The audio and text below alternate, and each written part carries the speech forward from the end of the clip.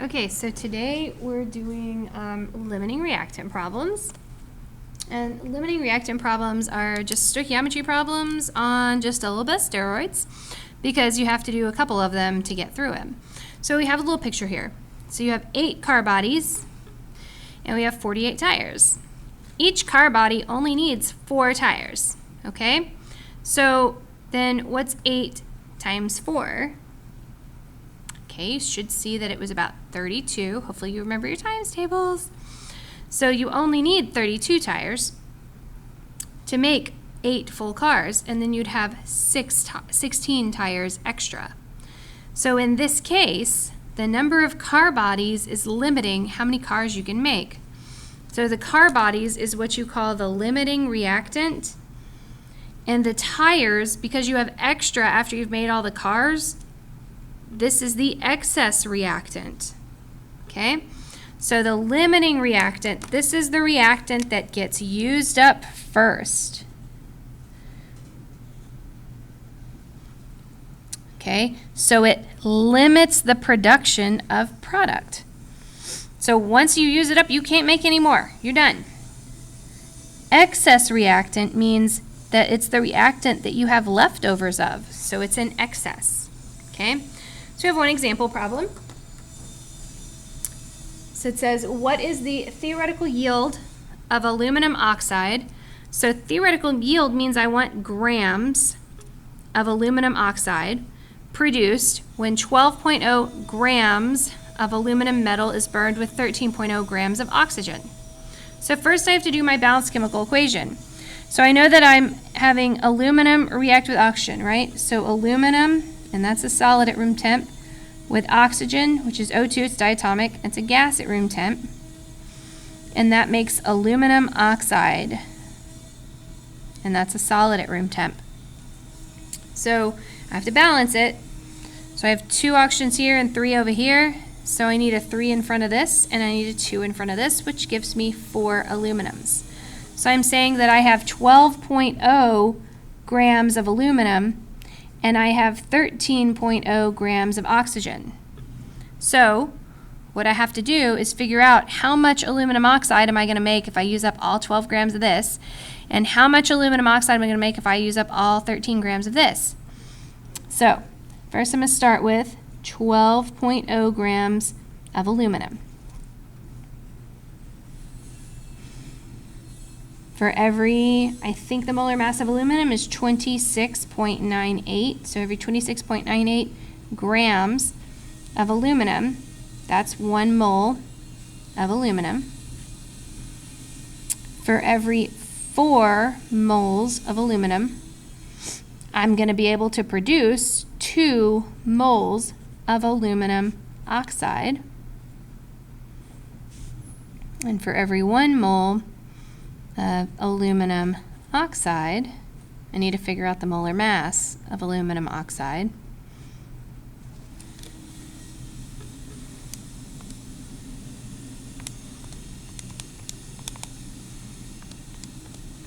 So if you hear that noise from a saw that's next door, that's the robotics lab. That's what I'm next door to. I'm super sorry.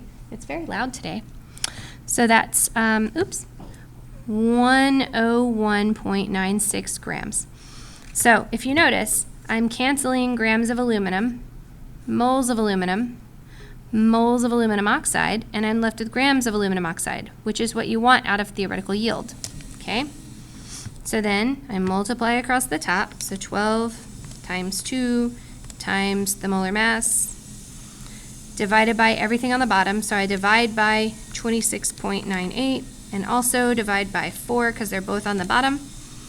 And you can put this all in the calculator at one time. You don't have to do the top and then get an answer, and then the bottom and then get an answer, and then divide. I feel like that's too many buttons to press. Just do it all at one time. It's ridiculous to do it in separate pieces.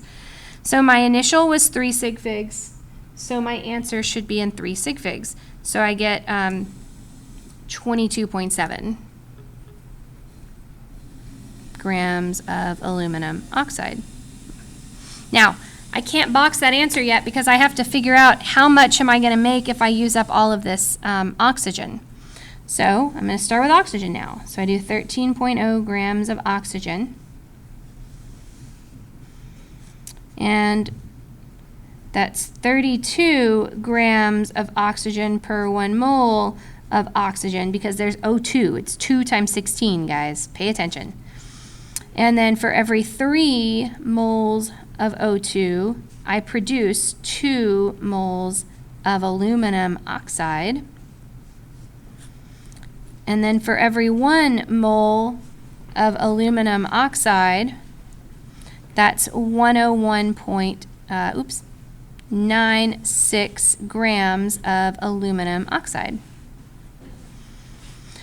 So if you notice, I've canceled grams of oxygen, moles of aluminum oxide. I'm left with grams of aluminum oxide, which is the same thing that I have up here, which is why I need that there. I need to be able to compare them, okay? Okay, so stick that in the calculator. So, okay, so it would be 13 times 2 times the molar mass of aluminum oxide divided by 32 and also divided by 3. All right, and 3 sig figs again, so that's 27.6 grams of aluminum oxide. All right, so I make more if I use up all of the oxygen. I make less if I use up all of the aluminum. The lesser of these two answers is the correct answer and is the one that you must box. Because what happens is when I get to 22.7 grams of aluminum oxide, I have used up all of my aluminum. I can't make any more aluminum oxide because I don't have any more aluminum. So even though it says here, well, I can make this much if I use up all the oxygen, it doesn't matter because if there's no aluminum to react with the oxygen, you can't make any more aluminum oxide, okay? It's not magic. You can't just, oh, oxygen turns into that. No, that's not how that works. So you have to have enough of both reactants if you want to make this mass.